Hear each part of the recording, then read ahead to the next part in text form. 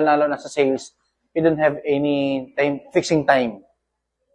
May mga client ka mo na alanganin na oras na kayo po entertain, or paano ba, may holidays pa nga. Hindi tayo pwede makipagsabayin sa regular work. No? So, if ever na gusto mo talaga i-push o magkaigwa talaga, sabi ko nga sa ang real estate, bawa man yan na sarong benta, doang benta, and so on and so forth. Continuous yan.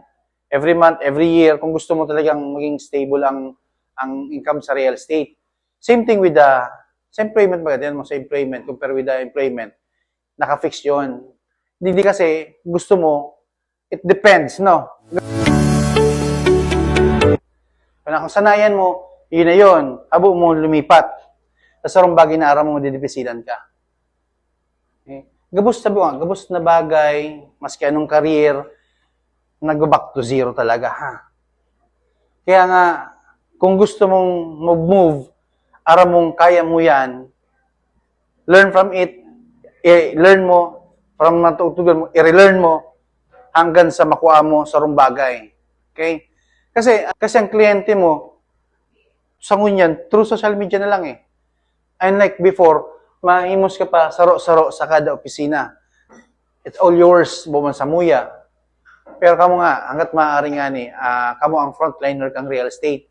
Kamo ang nagbubuhay sa real estate. Kung saan, bread and butter ang network.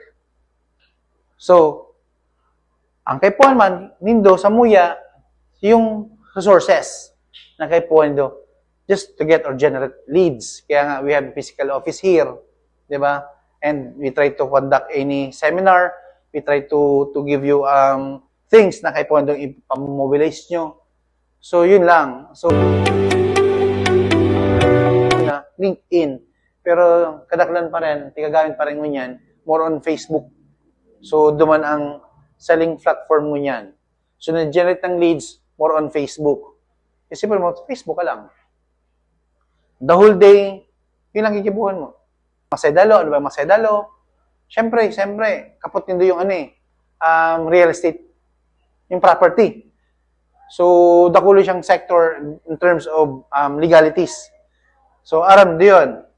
Kaya nga, mas okay na aram din. Kasi soon, pag kayo ka magki-properties, aram din ang pasikot-sikot. Soon, kung gusto mong benta kasi ng property, aram din ang pasikot-sikot. Diba? So, mas okay na. No? So, sabi ko kasi do, digdi, ang kay Puan lang na, bako lang sipag at tiyaga, ha?